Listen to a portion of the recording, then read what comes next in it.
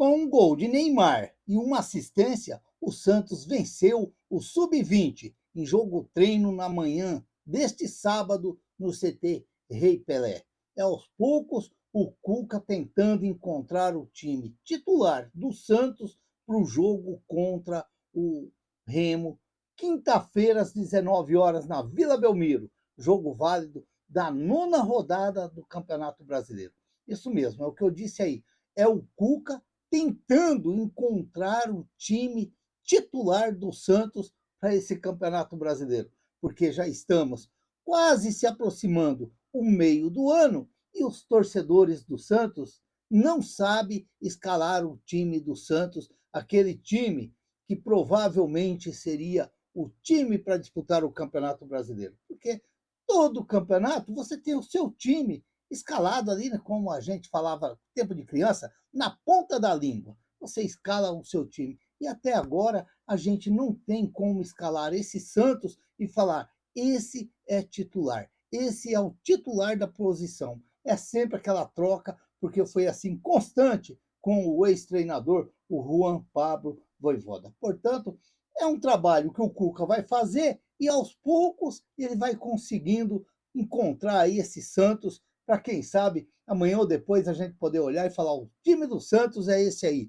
e dar a escalação certinha. Às vezes, até quando eu vou fazer aquele vídeo da escalação do Santos, aquele rio da escalação do Santos antes dos jogos, você tem um pouquinho de dificuldade, porque muda muito e você às vezes não sabe qual que é aquele Santos que você tinha decorado assim na ponta da língua, aquele time que você sabe qual é os 11 que vai jogar. Às vezes tinha um desfalque daqui, um desfalque dali, mas a gente sabia escalar bem o meio-campo. Por exemplo, Zé Carlos, Toninho Vieira e Pita, Nilton Batata, Juari e João Paulo. Eita, ataque! Esse foi o campeão lá em 2000 em 1978/79 no Campeonato Paulista. Esse era demais. Claro que tinha outros jogadores ali que sempre entravam, que a gente sabia, que era o caso do Ailton Lira, que jogava muita bola, mas naquela final ali ele estava suspenso e não pôde jogar porque ele teve uma encrenca, acho que foi com o Morgadinho, e ele acabou pegando uma suspensão e ficou fora daquelas final do Campeonato Paulista. Mas era interessante. E é o que o Santos precisa fazer agora. Você ter a escalação na ponta da língua dos torcedores, porque afinal de contas, um jogo jogava um jogador, no outro jogava outro, o jogador que ia bem num jogo, no outro já saía fora. Era o que o Vojvoda fazia, que não dava para você entender. Por exemplo, o Gustavo Henrique jogou contra o Corinthians, contra o Internacional, ele nem entrou no jogo. Nem entrou no jogo. Então, as coisas que não dava para você entender. Mas é claro que, segundo eu vendo ali a matéria do UOL, acho que foi do Lucas Mussetti, que o Santos venceu o jogo por 4-1.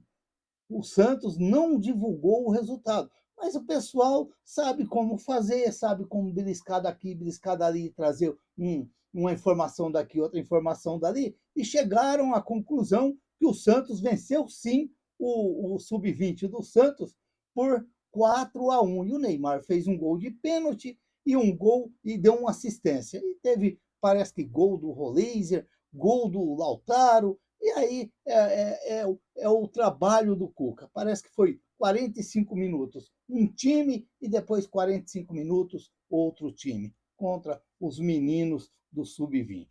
O Santos que jogou ali com Brazão, Igor Vinícius, Lucas Veríssimo, Luan Pérez e Barreal na lateral esquerda, porque o Escobar foi poupado. Será que tem algum edema no Escobar? Eita, edema. Esse edema é terrível. O meio-campo com o Gustavo Henrique, o Christian Oliva e o Neymar, o Rony, o Moisés e o Tassiano. Esse foi o time aí, os meninos, os menininhos lá, o Santos pequenininho. Essa foi a escalação do Santos grandão. Aí os pequenininhos foi com o Pedro, o Gabriel Famer, o João Alencar, o Diego Santos e o Pedro Rian, o Profeta, o Samuel Pierre e o Fabre, o Nadson, o Matheus Xavier e o Pedro Assis, que agora é comandado pelo Helder Campos, que é o treinador agora do Sub-20. Ó, aos poucos, a gente começa a ir definindo algumas coisas ali. Por exemplo, Se foi esse aí o time mesmo que entrou jogando hoje no Sub-20, a gente vê que ele já manteve mais ou menos aquilo que foi contra o Cruzeiro. Por exemplo, as duplas de volante do Santos, Gustavo Henrique e o Christian Oliva. Quer dizer, ele começa a encorpar o meio-campo do Santos, com dois jogadores mais jovens, porque agora começaram a falar que os volantes do Santos são muitos antigos já são velhinhos, já estão não aguentando mais correr. Então, começou esse comentário e aí vai ganhando força, vai ganhando força. Até mesmo por isso que o Santos foi atrás do rapaz lá do Botafogo lá no desespero, nos últimos suspiros da janela, o Santos tentou trazer o rapaz lá do Botafogo, o Newton, porque chegaram à conclusão que não vão receber o dinheiro do Jair. Eita negócio da China. Meu Deus do céu. Não dá para você acreditar. Não dá para você acreditar num trem desse. Não dá para você acreditar, mas você tem que acreditar. Venderam o menino para o Botafogo e agora, não o menino, não o Gabriel Menino, venderam o Jair para o Botafogo e agora estão chegando a uma conclusão que não vai receber. É uns negócios que não dá para você entender. Aí depois ficou se batendo o ano inteiro precisando de zagueiro e não tinha zagueiro. E quando chegou no meio da janela do ano passado também, bateu aquele desespero nos últimos minutos e buscaram logo dois. Trouxeram dois que agora no time do Cuca não está jogando nenhum.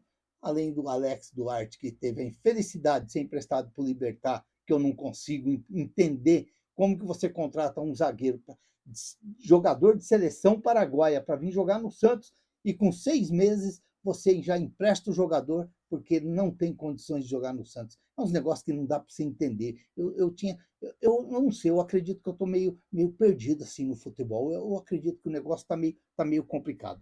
Mas é outros casos agora. O importante agora é o Cuca começar a achar esse time titular do Santos. Esse time para que você chega e faça a escalação dele, ou mesmo que muda uma peça, duas peças, mas você sabe o que está acontecendo. Porque o Vojvoda tava uma bagunça danada.